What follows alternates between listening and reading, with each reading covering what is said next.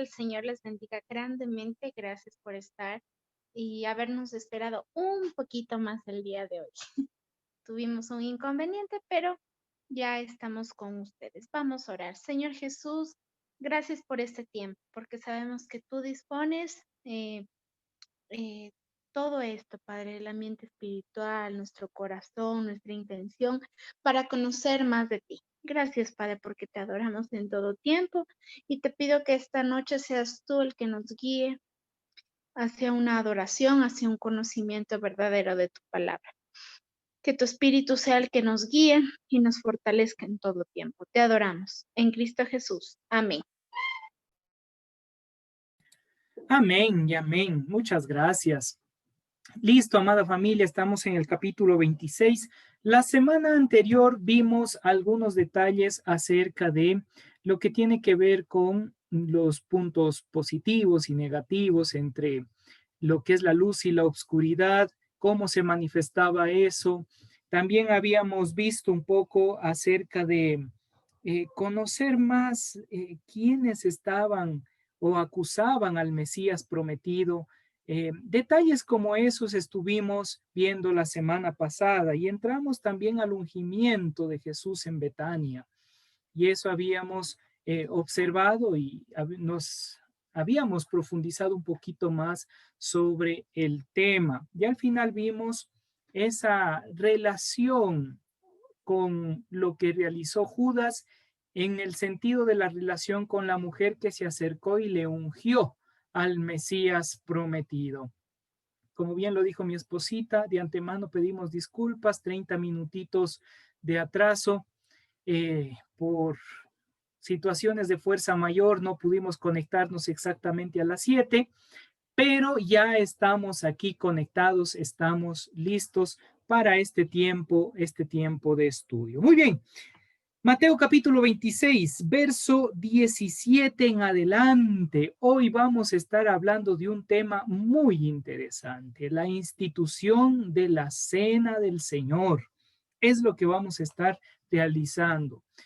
Probablemente, dicen algunos autores, que cuando en el libro de Corintios Pablo habla acerca de la institución de la Cena del Señor, y si ustedes desean pueden abrir en el libro de Corintios y pueden acercarse a lo que es Primera de Corintios capítulo 11, versículo desde el 17 hasta el 34. Pueden leerlo cuando ustedes tengan un tiempito más, cuando tengan la oportunidad ahí de poder leerlo, pueden hacerlo. Primera de Corintios capítulo 11, versículos 17 hasta el 34, que ahí establece Pablo una forma de institución de la cena.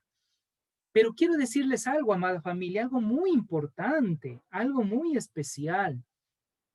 Lo que Pablo establece tiene un contexto, familia, y no va a ser el mismo contexto de la cena del Señor establecida por Mateo. A veces nosotros pensamos que los contextos y el significado que se está presentando va a ser el mismo, pero Pablo quiere presentar a los de Corinto una forma distinta de realizar lo que se conoce como eujaristía en griego. Eujaristía, tres letritas, tres palabras que también se le conoce como la Eucaristía. No sé si ustedes han escuchado esa palabra. Yo creo que sí, algunos de ustedes han escuchado esa palabra de la Eucaristía. Entonces, vamos a explicarles un poquito y voy a compartir el pizarrón solo para ver esta palabra, porque esta palabra va a ser muy importante dentro del estudio que vamos a estar realizando, que es Eucaristía. A ver, Eucaristía. Ahí está. En griego, la pronunciación vendría siendo Eujaristía. ¿Sí? Eujaristía. Y tiene tres raíces en el griego. Por eso Pablo lo va a topar desde una manera muy interesante. La primera es EU. Yo creo que ya algunos de nosotros hemos visto esta palabra, EU, de eurisco, de evangelión. ¿Recuerdan un poquito lo que es EU? Sí, recordamos un poquito. Sí, es un mensaje o es algo que transforma, algo que cambia, algo que renueva, algo que nos hace nuevas criaturas. Entonces es algo que transforma la vida, ¿sí? En cuanto al Evangelio, es un mensaje de transformación de vida. En cuanto a la Eucaristía, ya vamos a ver qué es ese punto de acción de cambio de vida. La segunda palabrita es Haris. Haris, que tiene que ver con vida, pero también tiene que ver con bondad, también tiene que ver con regalo, también tiene que ver con don, ¿sí? Y eso es lo que nosotros vemos dentro de los escritos de Pablo, porque él viene hablando, si ustedes revisan en la carta, va hablando de los dones espirituales. Y a esos dones espirituales es Haris, pero Haris significa un regalo que no te mereces, ¿sí? Un regalo por bondad, por pura bondad. A eso se le traduce como gracia, ¿sí? Aunque la palabra gracia, si vemos terminológicamente, no es la más asertiva, porque solo si decimos la gracia de Dios, aún esa palabra no la comprendemos, porque esa viene del latín. Pero cuando usted entiende que Hari significa vida, bondad, regalo, don, algo especial que el Señor le está otorgando a usted, cambia todo el panorama. Entonces, hasta ahí vemos algo que me transforma la vida. ¿Y qué es ese algo que me transforma la vida? Es un regalo de bondad, un regalo que trae vida, que produce vida. Oiga, qué lindo. Entonces vemos que la cena del Señor, desde no solo la perspectiva paulina, sino también la perspectiva matiana, las dos nos están llevando a entender que es ese encuentro con el Todopoderoso. ¿Por qué? Porque tenemos la última raíz que es tía, que viene de la palabra Theos, que traducido es Dios. Ah, oiga, qué interesante. Entonces, ¿qué es? Es un regalo de transformación de vida dado por Dios. Por eso siempre va a decir, hagan esto en memoria de mí, porque es un regalo de bondad, un regalo de transformación, un regalo de vida. Oiga, qué hermoso.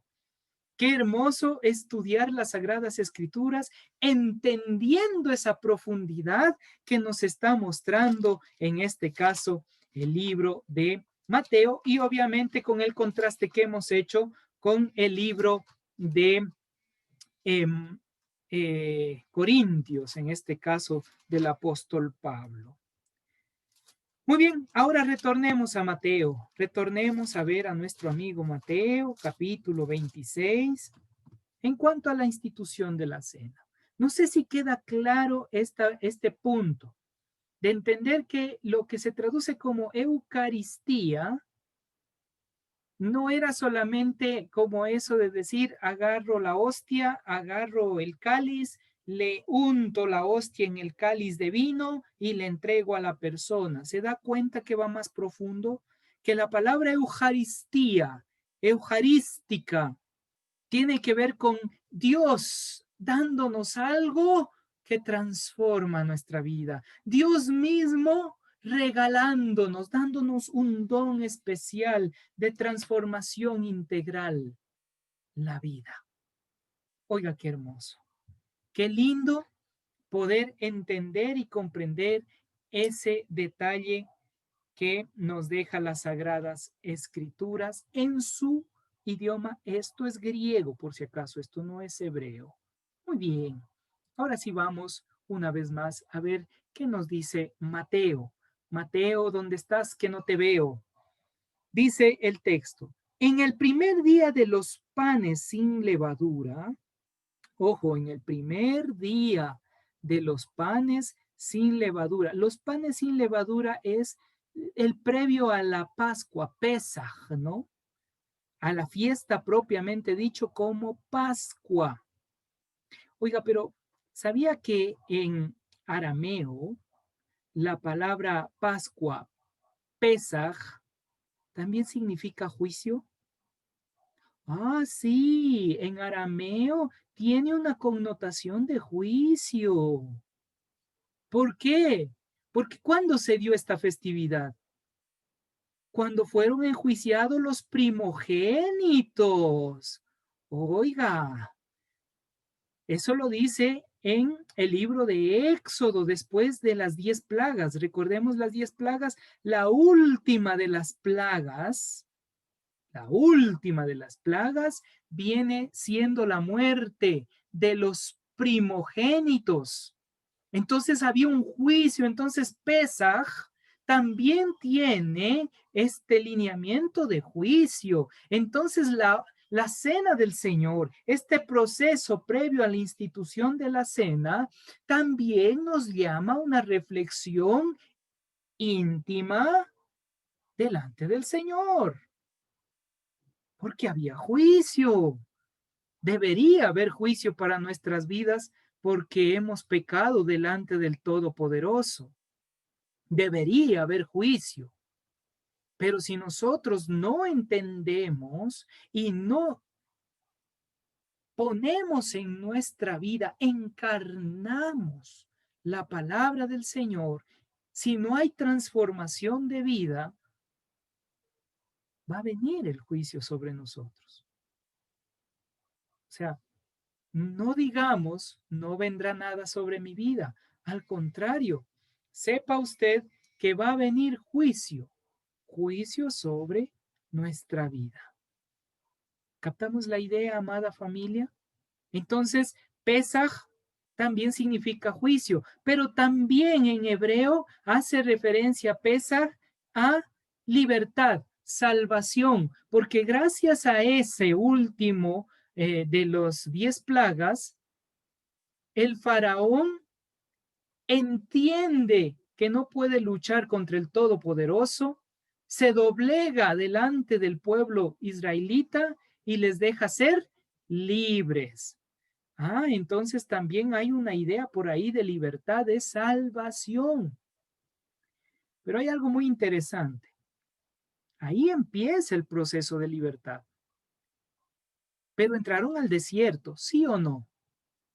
Estaban en el desierto. Oiga, estos estudios lo vamos a dar en las clases de Pentateuco que vamos a tener a partir de la próxima semana, que vamos a estar arrancando con este estudio de Pentateuco en la academia.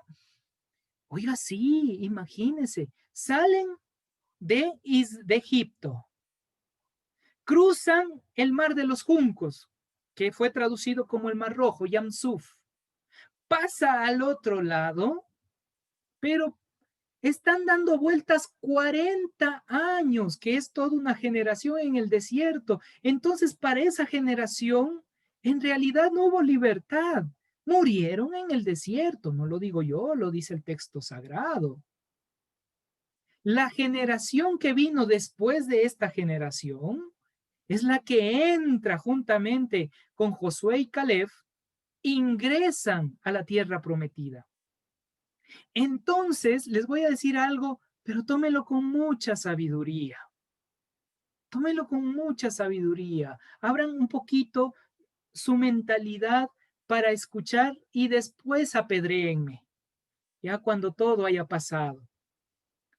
Pero fíjense que tuvieron libertad, eran salvos, porque la libertad, salvación, tiene que ver en esa línea, Shua, eran salvos. Pero el momento de que su ego empieza a crecer y empiezan a adulterar, ¿y cómo adulteran? ¿Qué es idolatría? Es decir, hoy estoy con el Dios que me libró de Egipto, pero mañana estoy con los dioses amonitas, amorreos, los jebuseos, los hititas. ¿Me explico lo que pasó? Y todavía diciendo que en Canaán no podemos ingresar porque hay gigantes. Y como hay gigantes, no podemos entrar. Entonces tenían más miedo a ellos, es decir, a los gigantes. Y eso vamos a estudiar, oiga, vamos a estar estudiando algo riquísimo en el libro de Éxodo cuando leamos esa parte de ver a los gigantes y más adelante veamos también el libro de Levíticos. ¿A quiénes se referían realmente? Y vamos a tener una sorpresa muy linda. Pero a lo que iba, por favor no me apedreen, entiendan el proceso. Hay un punto de salvación, pero la gente dijo, yo acepto esta salvación, hasta salen de Egipto. Pero ya cuando estaban en el desierto, ¿qué es lo que expresaron? Queremos el caldo de cebollas y ajos. O sea, preferían volver a la esclavitud. Y después de esto, hay una festividad después, 50 días después de Pesaj, ¿sí o no? 50 significa plenitud, así que escríbanle. 50 significa plenitud.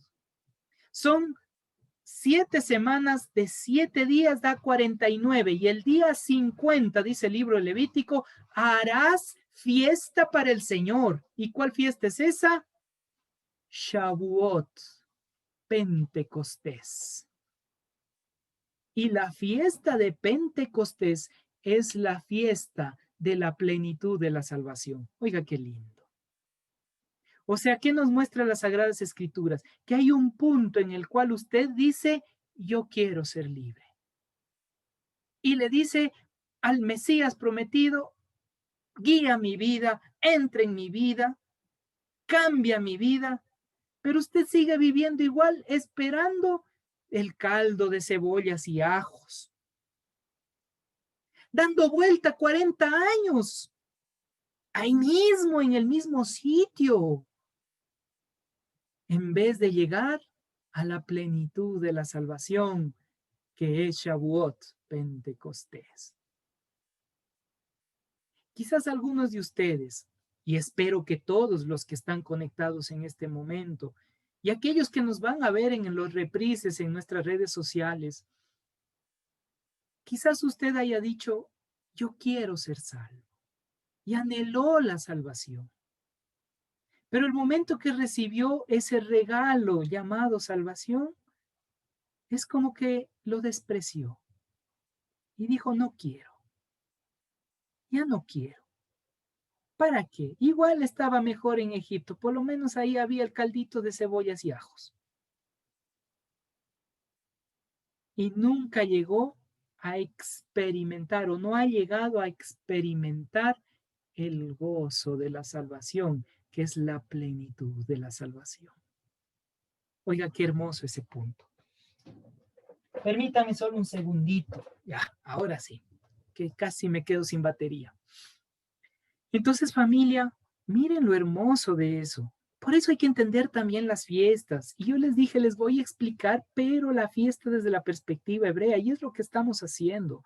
Empieza Pesaj, Pascua. Y miren lo que dice, el primer día de la fiesta de los panes sin levadura, vinieron los discípulos a Yeshua, dice el verso 17, diciendo, ¿dónde quieres que preparemos para que comamos la Pascua? Y él le dijo, id a la ciudad, a cierto hombre y decidle, el maestro dice, mi tiempo está cerca. A cierto hombre, en cierto lugar, en la ciudad. No dice el nombre, no sabemos quién era, no sé si ahí los escritores se portaron un poquito mal agradecidos porque les abrió la puerta de su casa. No sé si es esa parte o simplemente no le vieron los escritores que era importante poner el nombre de esa persona. El hecho es que el Mesías le dice, mi tiempo está cerca, en tu casa celebraremos la Pascua con mis discípulos. Aquí interesante, con mis discípulos. Ahora, estuvo invitado él, dentro del texto sagrado usted va a ver que no apareció el personaje, el dueño de casa. Probablemente, dicen algunos autores, algunos escritores, que probablemente era un hombre que sí tenía su casa, pero tenía, como decir, el segundo piso, que ese es el aposento alto. El segundo piso estaba vacío. Algunos dicen que pudo haber sido un hombre solo. Realmente el texto no nos dice nada sobre esa perspectiva. Y como no nos dice nada, no nos vamos a meter en líos en ese punto. ¿Sí? Mejor dejémosles que el hombre, en este caso el anónimo, continúe así. Lo importante es que abrió las puertas de su casa. A ratos me pone a reflexionar esto, porque a veces nosotros decimos, como éramos, como en la escuelita, ¿no? Vamos a jugar, pero al niño que no sabe jugar no le dejaban jugar, pero de él era la pelota, típico. Y él decía, si yo no juego, nadie juega. Así decía un compañerito mío en la escuela, no sé si les ha pasado. Y a veces yo creo que nosotros seguimos en la misma. Ah, quieren hacer algo en mi casa, pero ahí voy a estar yo, es mi casa. Obviamente, soy el anfitrión, ¿no? Y a veces me pongo a pensar, digo, por un lado, tal nivel de desinterés, no en el sentido hacia las enseñanzas del Mesías, sino desinterés de decir, ¿saben qué? Aquí está mi casa. Úsenla como ustedes desean. Es para el Mesías. Y yo soy anónimo en el proceso. Qué difícil para nosotros llegar a esos puntos. Y es una realidad. Que hagan una reunión y a veces digan, pero es que hay que invitar al pastor, si no el pastorcito se ha de enojar. Y uno a veces dice como pastor, oiga, como que me toca eh, hacer tripitas corazón. Pero les digo algo, familia, ya cuando usted tiene claro el panorama, ni le da miedo que le serruchen el piso, porque usted sabe claramente para qué ha sido llamado. Y si tienen una reunión y no le invitan al pastor o no le invitan al líder o no le invitaron a alguien, ok, que hayan disfrutado, hayan buscado la presencia de Dios, amén. ¿Por qué a veces nosotros empezamos a criticar al uno y al otro? Ay, es que hicieron la reunión y a mí no me invitaron, a mí no me dijeron nada. ¿Sí ven que podemos hablar mucho de este anónimo en el texto? Pero nosotros a veces, ¿cómo actuamos, familia? Pareciera que si se reúnen, ahí debemos estar. Y si no me invita, me resiento. Es que a mí sí me debía invitar. Y después llaman y dicen, ah, bonita la fiesta, no, y disfrutaron. Todavía medio sarcástico. A ver, sí o no, familia. Seamos sinceros, ¿actuamos o no actuamos? Dentro de la familia es así o no. Los primos se reúnen, ay, pero yo también soy prima, yo también soy primo, y no me invitaron. Los hermanos se reúnen, claro, y han de estar pensando, ellos solitos agarrarse la herencia y no me quieren dar a mí. O sea, familia llega un punto en que Dios es todo. Y si usted tiene claro el propósito de su existencia, no le va a hacer efecto estos detalles. Yo tengo claro mi panorama como pastor y como líder, como profesor y maestro. Y en ese ámbito no tengo por qué temer. Yo sé para qué Dios me ha llamado. Y esa es la certeza que tenemos en Él. Que si Él nos llamó con un propósito, Él nos va a cuidar. Y Él sabe hacia dónde vamos. Mientras más claro tenemos eso, menos egoístas seremos. Así que familia, disfrutemos la salvación. Disfrutemos. Claro, no con eso digo que no hay que poner normas, principios claros y reglas establecidas. Eso es obvio.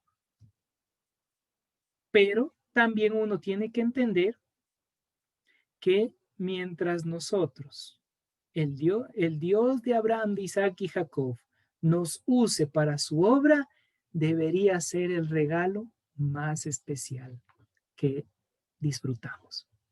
Imagínese cómo haya dicho este hombre, el Mesías prometido, el Maestro, viene a comer en mi casa. ¡Qué bendición! ¡Qué maravilloso! Venga, continuemos el texto, dice el 18, perdón, el 19. Y los discípulos hicieron como Yeshua les mandó y prepararon la Pascua. ¿Quiénes prepararon la Pascua? Los discípulos, ¿se da cuenta? El dueño de casa no intervino. Aquí dice, y prepararon la Pascua. ¿Qué nos da a entender eso? Que fueron los discípulos que hicieron todo el trabajo.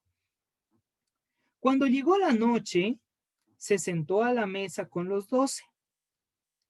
Y mientras comían, dijo, escuche esto y ponga cuidado. Lo que va a decir aquí es una bomba. Dice, de cierto os digo, ¿qué era de cierto os digo? Hey, esto es importante, atención, pilas, ¿sí? Estén atentos, ese es el arameneísmo que se utilizó, el modismo que se utilizaba en ese tiempo. De cierto os digo es como decir, estén atentos a esto. De cierto os digo, que uno de vosotros me va a entregar. Retrocedamos el disco, el video, la historia y volvamos al verso 14 al 16. ¿Qué decía el 14 al 16? Entonces uno de los 12 que se llamaba Judas Iscariote fue a los principales sacerdotes y les dijo, ¿qué me queréis dar? Y yo os entregaré. ¿Se da cuenta la pregunta que él mismo hace? ¿Qué me quieren dar para que yo le entregue? Y ellos le asignaron 30 piezas de plata. Y desde ese entonces buscaban oportunidad para entregarle. Y miren lo que dice ahora el 21. De cierto os digo que uno de vosotros me va a entregar. ¿Qué dijo Judas? ¿Qué me dan para que yo les entregue? O sea, ni siquiera esperó que lleguen los fariseos y le digan, ve, ¿tú quieres entregar a tu maestro? Sino solito se fue a entregarse. Y hay toda una enseñanza aquí de Judas, que si el tiempo nos diera para mirar desde el ámbito psicoemocional todos los traumas de Judas y la enseñanza que nos da Judas. Obviamente nos da una enseñanza muy profunda, porque de acuerdo al texto de Juan, nos dice que Judas era el que estaba con la plata. Y para recibir la plata como discípulo, es que el hombre era íntegro. No se le da a cualquiera dinero. ¿Sí o no? Especialmente en ese tiempo. Era una persona pulcra. Y hay una persona que me hizo reflexionar sobre este tema. Su nombre, Yatensi Bonilla. Y él dice, probablemente Judas tomó una monedita. Y como dijo, ok, tomé esta monedita, ya lo devolveré, no lo devolvió. Y vio que era un punto de salida. Y volvió nuevamente a tomar. Y eso va creando en el cerebro, en la psiquis, todo un proceso. Hasta que llega un momento que se cauteriza la parte emocional y dice, no, yo agarro nomás, hasta que empieza la avaricia, el ego empieza a levantarse y ¡pum! Se cierra todo. ¿Se da cuenta, amada familia? Cuidado, cuidado que nosotros también estemos tomando algo que no es nuestro y diciendo, el próximo mes yo le doy. Y seamos sinceros, hay una parte que sí hemos hecho eso, se llama diezmo. Pero no voy a topar eso, es solo para reflexionar. Continuemos. Y dice, y mientras comía, dijo, de cierto os digo, uno de vosotros me va a entregar, el 22, y entristecidos en gran manera, comenzó cada uno de ellos a decirlo, ¿soy yo, Señor? ¿Soy yo, Señor? aquí hay algo muy interesante que no aparece en la traducción al español. En griego dice egoime, en este caso Adón o Adonai, Kyrios, dicho en otras palabras, el término curios o Kyrios, que sería en griego, era únicamente para alguien importante. No era para cualquier persona, Kyrios, que utilizan aquí en el griego. Kyrios se decía especialmente al emperador, el emperador romano. Por eso Domiciano, cuando vemos en el Apocalipsis, él dice, Kyrios tu Deus, yo soy el Señor Dios. Eso dice Domiciano. Entonces, vemos nosotros aquí, Kyrios, Señor. Es como que todos los discípulos le tenían un respeto tan profundo y tan especial a su maestro. Y se entristecieron al escuchar, uno de nosotros le vamos a entregar. Pero me imagino que entre ellos empezaron a preguntarse, ¿no? Oye, ¿qué quiso decir el Mesías con eso? ¿Qué estaba pensando? ¿Qué está pensando? ¿Quién de nosotros podía ser? Y era común la pregunta, ¿seré yo? ¿Por qué? Porque en ese acto de decir seré yo hay una confrontación de la Pascua. Oh, llegamos al punto clave del proceso. ¿Por qué? Porque la Pascua sí es salvación. La Pascua tiene que ver con ese juicio. Si la Pascua tiene que ver con ese lineamiento de Eucaristía en nuestra vida, lo que estoy diciendo, probablemente yo aún no he entendido la salvación. Aún no he entendido lo que tú nos estás diciendo. Aún no he entendido el proceso y por eso probablemente yo ceda a alguna tentación y te entregue a ti. ¿Y por qué dice entregarme? Y les explico la historia. ¿Quieren saber el chisme? Les cuento el chisme histórico. Ya, les cuento el chisme.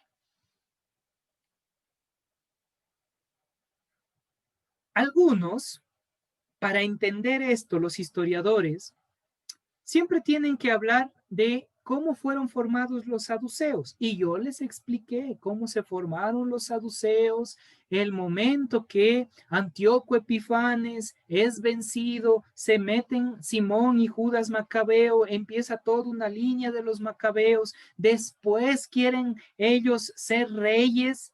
Y vienen los levitas y dicen, ustedes no pueden ser reyes porque no vienen del linaje de David, y viene un problema y ellos dicen, pero nosotros hemos luchado y si sigues con esto, ¡sos! Te matamos. Y ponen a un grupo que ellos autoproclamaron diciendo de la línea de Sadoc y aparecen los saduceos. Pero los saduceos, y ahí está el chisme, los saduceos eran los chismosos al imperio. Si había un Mesías, corre a decirle, hey, se está levantando un Mesías, porque no les convenía. Si se levantaba un Mesías, ¿qué pasaba? Se hacía rey, y si se hacía rey y se daban cuenta que los saduceos no eran de linaje puro, sacerdotal, ¿qué tenía que hacer el rey? Sacarles del reinado. Ahora entendemos. Entonces, por eso cuando se levantaba un Mesías, porque hubieron varios Mesías en ese tiempo, varios Mesías, 11 claramente establecidos y 23 que se encuentran en los libros históricos. Durante el tiempo del Mesías, durante el tiempo de Jesús, ¿no? Entonces habían Mesías y cada uno que se levantaba, por eso sabía Yeshua, sabía Jesús, que al llegar a Jerusalén, al encontrarse con los saduceos, al escuchar que los discípulos le llamaban Mesías, inmediatamente él sabía que y ya le tocaba morir. Por eso él dice, me es necesario ir a Jerusalén, subir a Jerusalén, porque ahí el Hijo del Hombre tendrá que dar su vida. Y ahí entendemos más claro estos procesos. Entonces ellos se entristecen porque obviamente dice uno de ustedes me va a entregar ¿a quién? Obviamente les va a entregar a los saduceos le van a entregar al Imperio Romano y muere. ¿Qué es lo que sucedió más adelante? Es lo que va a pasar más adelante. Va a haber un juicio que en sí no tuvo ningún punto de juicio judío, y ahí hay incluso algunos propios escritores judíos que dicen que ese fue un juicio tan corrupto que lo hicieron en la madrugada. ¿Me explico? Se da cuenta que cuando usted va viendo la historia, va viendo un panorama mucho más claro de lo que está sucediendo. Entonces sí había una causa de entristecerse de los discípulos. Sabían que su maestro iba a morir. Y claro, ellos se preguntan, pero aquí ninguno es saduceo. Ninguno tiene esa inclinación. Entonces, ¿quién podría entregarle? ¿Acaso seré yo Kyrios? ¿Acaso seré yo mi Señor? ¿Mi Adón? Sería en griego, en hebreo, perdón, mi Adón, mi Señor. ¿Quién sería? La pregunta. Veamos qué dice el texto. Verso 23. Entonces él respondió y dijo, el que mete la mano conmigo en el plato, ese me va a entregar. Pero no dice quién. Quizá en ese momento que él estaba hablando, Judas estaba metiendo la mano en el plato. Podría ser. No sería extraño porque todos estaban reunidos, sentados al piso, porque no había mesitas como lo que nosotros pensamos ahora. Todos se sentaban en el piso y empezaban a compartir. Aunque para los que ya tenían sus cierto nivel o estatus, ya tenían todo este ámbito de carpintería, mesas, etc. Pero típicamente era en el piso. Entonces mete la mano. Y el momento que mete la mano con él, se desarrolla algo. Se descubre quién es. Veamos qué dice el texto a continuación. A la verdad, el Hijo del Hombre va, según está escrito de él, mas hay de aquel hombre por quien el Hijo del Hombre es entregado. Bueno le fuera a ese hombre no haber nacido. Hay un juicio. Pero yo hago la pregunta. Si el Mesías conocía todos estos detalles, ¿por qué le escogió a Judas? Es una pregunta que tampoco tengo una respuesta. Y ahí es cuando dicen, son insondables los pensamientos de Dios. Y ahí tengo mis límites, porque no quiero entrar a la especulación. Pero ¿por qué el Mesías, conociendo, tuvo que elegir a Judas y darle el dinero? Y hay una pregunta de mi querido Sebas. ¿Puede referirse también al dinero?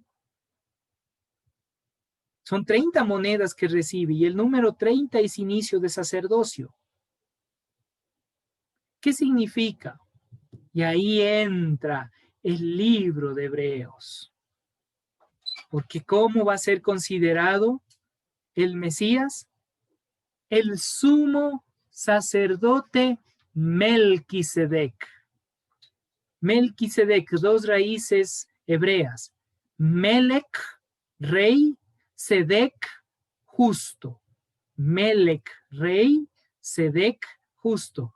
El rey justo, o el rey que viene y hace lo justo, la justicia plena.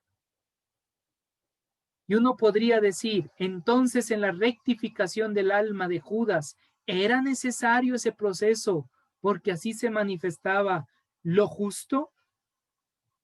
Y el Melquisedec hubo un propósito. Pero como les dije, no puedo especular. Hasta ahí puedo llegar. Quizás más adelante con las investigaciones, los análisis que se hacen arqueológicos, podamos tener una respuesta más clara a esa pregunta.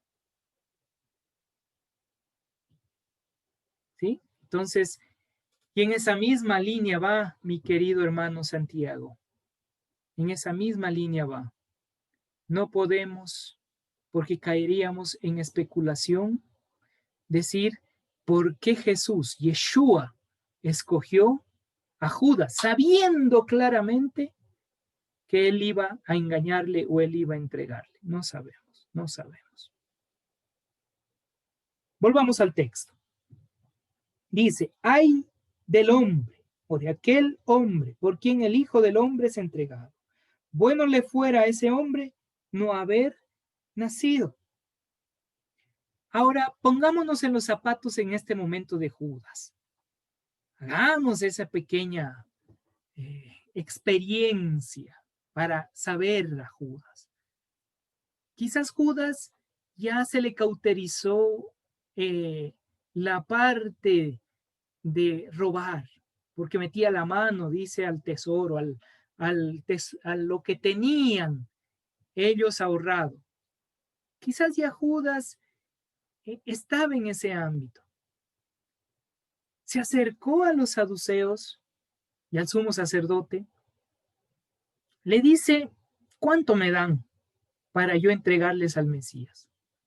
Hay algunos autores que expresan, probablemente Judas, la intención de Judas era buena. Dicen algunos autores. ¿Por qué? Porque él es de Iscaria. Oiga, ¿y dónde es Iscaria? Es el lugar donde él nace y es un lugar donde también se hacía el proceso de lo que hoy por hoy se conoce como sicariato. O sea, cuando nosotros hablamos de esa línea, debemos tener mucha sabiduría, porque era un lugar donde sí hacían ciertas cosas por dinero. Y como lo diría Genilka, que es un autor del análisis de Jesús en el Nuevo Testamento, él hace referencia o nos plantea o nos da la idea, más bien dicho, de que probablemente Judas, en su intento de decir, no, pues tú eres el Mesías, y tú, si eres el Mesías, ¿cómo vas a morir? La forma de hacerte reaccionar es cuando vengan a atraparte.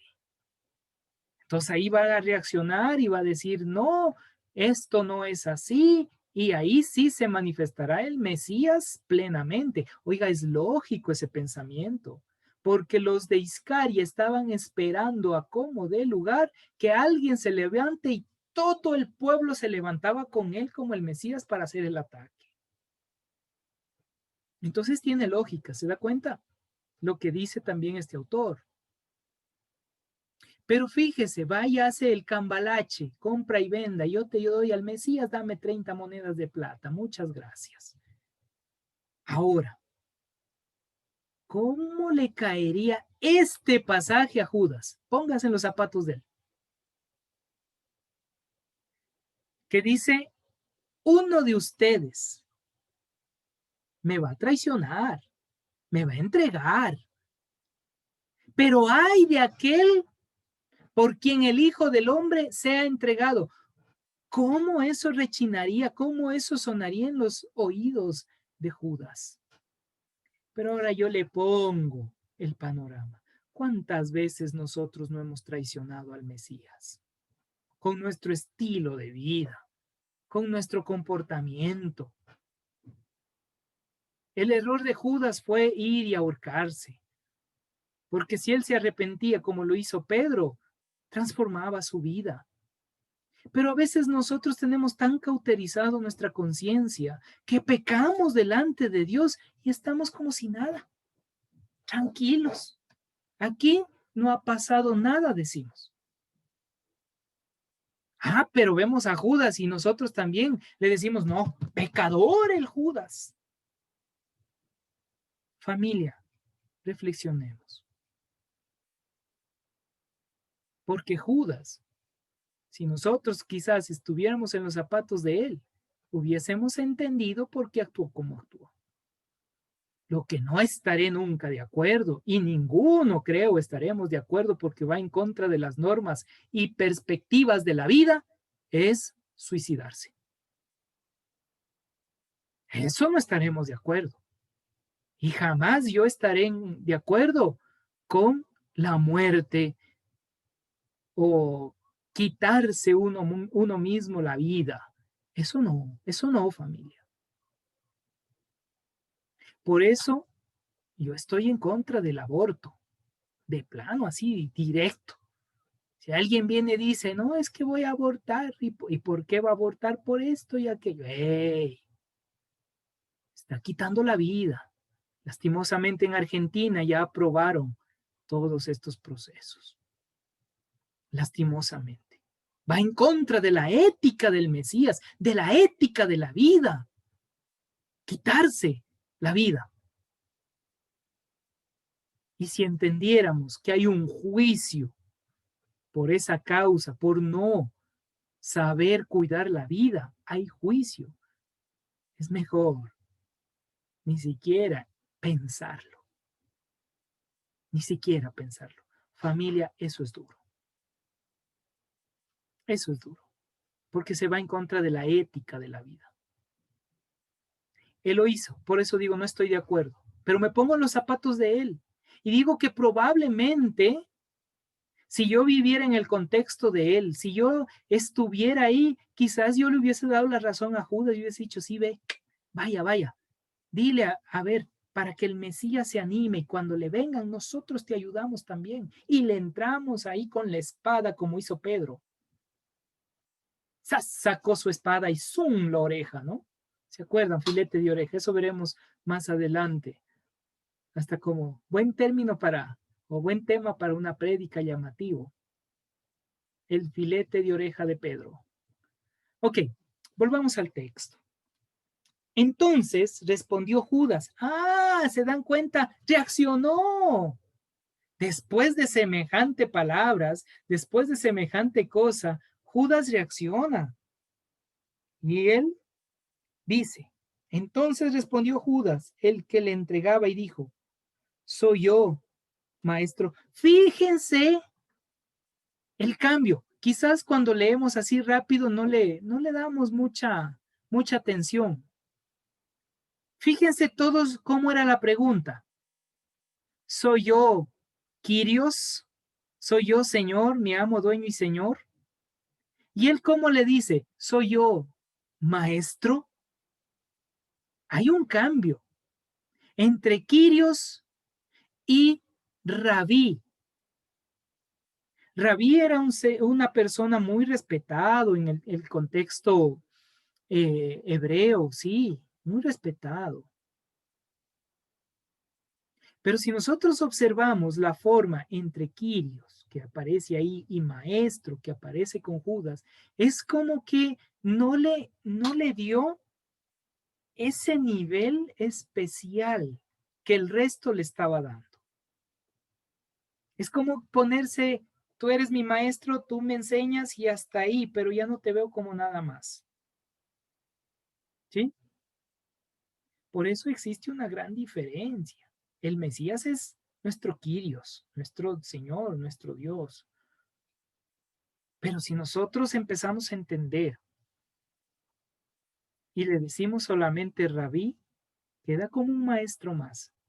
Y eso es solamente para entender, porque era lo común que se decía, maestro. Judas lo trata como maestro.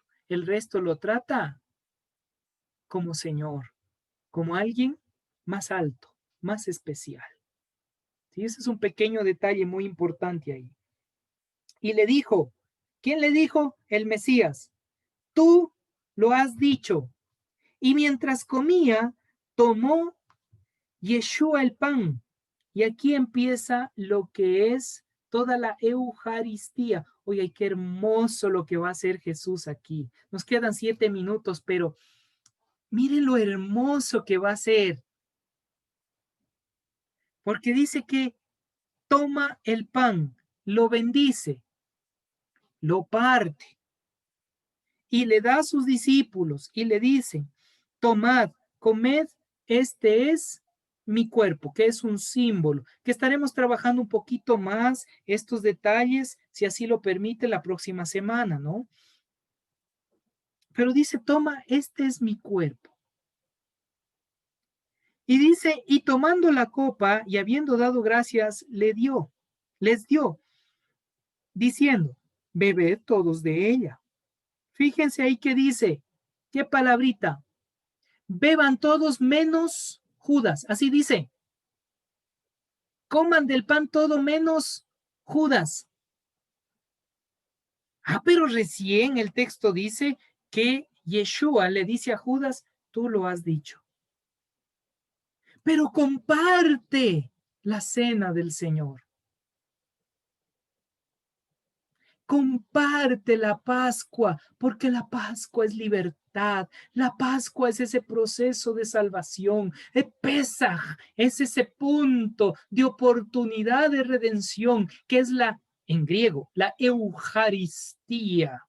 Dios mismo dándonos una transformación de vida por su amor y su bondad. Y aquí está el ejemplo. Comparte con Judas, aunque sabía que le iba a entregar. ¿Por qué aparece Judas en la historia? ¿Por qué nos presenta Judas de esa manera? Para demostrar el amor de Dios. Ese amor ágape, ese amor que usted y yo tenemos que cultivar, ese amor que usted y yo tenemos que desarrollarlo, ese amor que usted y yo tenemos que mostrarlo diariamente. ¿Se da cuenta? No hizo excepción. Agarró el pan, lo bendijo y les dio a todos, incluyendo a Judas. Tomó la copa, lo bendijo y le dio a todos, incluyendo a Judas. Qué hermoso es nuestro Dios, que no hace excepción de persona. Todos tenemos oportunidad de llegar a la plenitud, a Pentecostés, llegar a esa plenitud de salvación. Todos. Y uno diría, hasta Judas que le iba a entregar y luego le entregó, hasta él. Sino que él tuvo amargura en su corazón y tomó la peor decisión. Pero hasta él tuvo oportunidad. O sea, tal nivel de amor que yo creo que usted y yo no vamos a dar eso. Usted sabe que su vecino le va a traicionar, su vecino le va a hacer una jugada, una mala jugada. ¿Qué hace usted? No le dice, venga, venga, pase, cenemos juntos. ¿O sí? Imagínese que su novio, su esposo, su esposa le traicionó. ¿Cómo reacciona usted? No le dice ya, tranquilo, ven, cena conmigo. Es la cena del Señor. ¿Sí o no que nuestro ego reaccionaría? Así de inmediato reaccionaría. Y diríamos, ¿qué haces aquí? Sale de aquí, cucaracha. Ándate, ándate, ándate. No quiero ni verte. Y eso por decir bonito, ¿no? Porque si no, agarra la escoba y atrás, o el látigo. O como al vecino, le cierra la puerta. ¡Pah! Y después ni le habla, ni le dice una palabra. Pero aquí, compartiendo el símbolo de la libertad con Judas. Compartiendo con él. Oiga, qué maravilloso, ¿no? Qué hermoso. Mucho tenemos que aprender del Mesías prometido, en nuestra forma de actuar. Mucho tenemos que aprender, que a pesar de las circunstancias y las cosas de una persona que le entregaba, él comparte con ellos. Qué hermoso. Y continuemos con el tema. 28. Porque este es mi sangre, el nuevo pacto, que por muchos es derramado para remisión de los pecados. Y os digo que desde ahora no beberé más de este fruto de la vid hasta aquel día en que lo beba nuevo con vosotros en el reino de mi Padre. Oiga, qué interesante que ahí el texto no dice de nuevo, dice nuevo. Fíjese, hasta que lo vuelva a tomar nuevo. Y yo pensaba que era un problema de traducción, le soy sincero, yo pensaba que era un problema de traducción, pero no, en el texto griego está así. Porque hay una enseñanza aquí. ¿Cuál es la enseñanza? Este es el punto de por qué se dice que el Mesías hizo pacto nazareo. Ahí es, justo aquí en este momento, que él va a ser llamado nazareo, pero por pacto. Porque ¿cuál era el pacto nazareo? El pacto nazareo es, de acuerdo a lo que establece el Antiguo Testamento, que debe abstenerse de qué? De todo fruto de la vid. Es decir, todo, todo lo que tenga que ver derivado de la uva, sea sidra, sea vino, sea pasas, de cualquiera de eso se abstiene. Número 2, de tocar muerto. Y ni siquiera podía acercarse, aunque sea el familiar. Un nazareo no se acercaba, ni siquiera llegaba a los velorios, aunque sea un familiar. El pacto nazareo. Y lo otro, cortarse el cabello. Pacto nazareo, cabello largo, porque tiene un símbolo. Y por hoy no les voy a decir cuál es el símbolo, eso lo haremos cuando estudiemos a Sansón. Ahí estudiaremos el símbolo del cabello, del pelo largo en este aspecto. Pero en la línea nazarea, no con eso va a decir, es que es un símbolo, pastor, y ahora me voy a dejar el pelo largo. Bueno, a mí sí me hubiese encantado. Pero como dice mi esposa, voy a parecer a Novita, así todo esponjado. Entonces yo no puedo dejar. Aunque en el colegio sí lo tenía largo, pero bueno, eso es otros tiempos. Entonces, familia, aquí hace pacto nazareo. Deja la cuarta copa. ¿Por qué digo cuarta copa? Porque dentro de Pesaj hay 3 copas que se toman.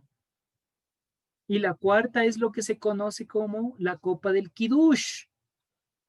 ¿Ya? Y la copa del Kiddush, que es la última copa para finalizar el proceso, no la toma. ¿Por qué? Porque aún no ha finalizado el proceso, familia. ¿Se da cuenta? Todo tiene un símbolo. Y aún no ha terminado el proceso porque estamos nosotros en ese proceso de construcción hasta que la Merkabah, que es el Mesías, que viene siendo la parusía, el divino retorno, el regreso del Mesías, todos esos son sinónimos que aparecen en los libros de teología, hasta cuando Él retorne, Él se manifieste.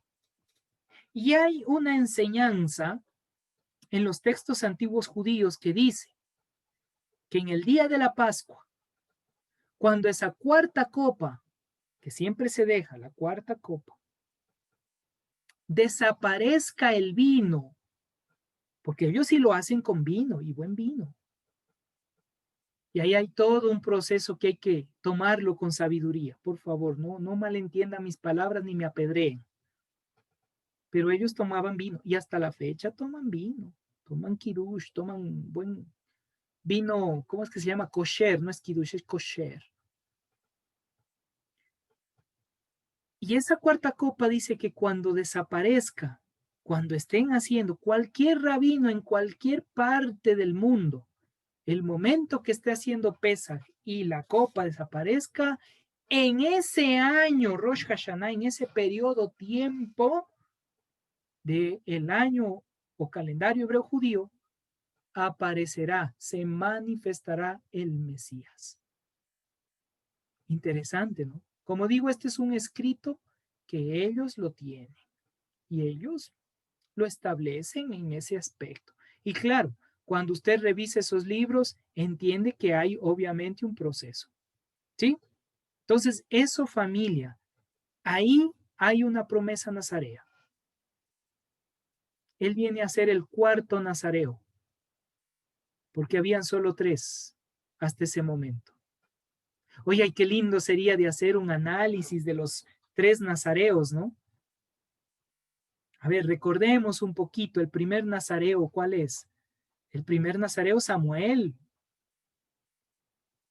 Sí, ¿no? Pero tenemos uno previo a Samuel. Sansón. Ah, muy bien, muy bien. Tenemos Sansón, tenemos a Samuel. ¿Y cuál es el tercero? Juan el Bautista.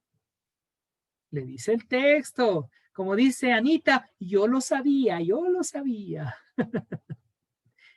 Y el cuarto, porque es Dalet, las puertas de la vida. El cuarto nazareo es Yeshua. Y analizar psicológicamente a los cuatro, oye, es una belleza. Ah, el tiempo es maravilloso, el tiempo es especial, pero se nos ha corrido el tiempo y se ha acabado este momento de reflexión. Hay algunos comentarios en el chat que los voy a leer un poquito. Dice, eh, probablemente Judas conocía el poder de Yeshua. Si me pongo en los zapatos de Judas y el maestro me dice, más te vale no haber nacido, toda lógica se me iba al piso. Así es, se nos iba al piso. Alguien dirá que el error de Judas fue haber nacido en esa época. No creo que sea así. Y argumentará, si estaba en ese tiempo, le alcanzará para salvarse. Interesante. Mi argumento es que a los otros 11 también pecadores no llegaron a ese extremo porque no se les cauterizó el corazón como a Judas. Interesante punto de vista. Todos tenemos oportunidad, correcto, pero para ellos, pregunto, ¿no debía arrepentirse? Muy buena pregunta para reflexionar.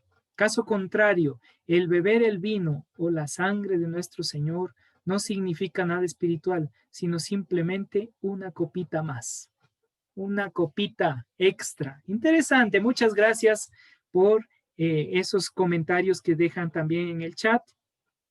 Me ayudan y nos bendice también en ese ámbito. Amada familia, próxima semana vamos a ver ese anuncio de la negación de Pedro. ¿Por qué tres? ¿Y por qué el gallo tenía que hacer su cantata de esa manera? ¿Qué significado tiene esto? ¿Cuáles eran las perspectivas históricas, religiosas sobre esto? Eso estaremos viendo la próxima semana a esta misma hora y por este mismo canal. ¿Por qué el Mesías sabía lo que venía a continuación con Pedro? Ahora recuerden y empiecen a revisar y háganse la pregunta, ¿por qué Pedro siempre estaba armado? Y cuando encuentren la respuesta, van a saberlo. ¿Por qué Pedro siempre estaba armado? Y usted me dirá, a ver, pastor, ¿cómo así? Sí, porque dice que cuando estaba en el Monte de los Olivos, ¿quién es el único que saca una espada? Saca la sica, la espada. El único. Los otros no sacaron armas. No dice que hubo armas.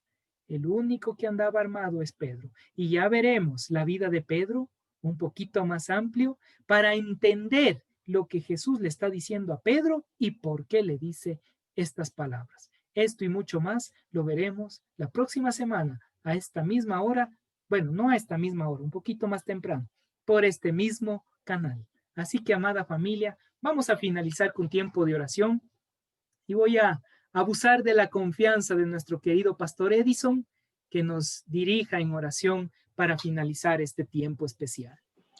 Claro, mi querido hermano. Muy buenas noches, mis queridos hermanos, y vamos a orar para dar gracias al Señor. Padre Celestial, gracias por tu palabra y perdónanos, oh Dios, porque muchas veces caemos, aún con la intención y con nuestras acciones, caemos en el papel de Judas. La muestra tan grande de tu amor realmente es infinito, por algo eres el Señor de señores y Dios de dioses. Enséñanos, oh Dios, a ser canales de bondad, canal de misericordia, y permite, Padre, que siempre podamos compartir con todos. En esta hora, Señor, has tocado nuestras vidas, has tocado nuestro corazón, y gracias por morir en la cruz del Calvario por cada uno de nosotros, por enviar a tu Hijo Jesucristo a sufrir en la cruz del Calvario, derramar su preciosa sangre y entregar su cuerpo para darnos libertad, para darnos ese obsequio precioso de la salvación.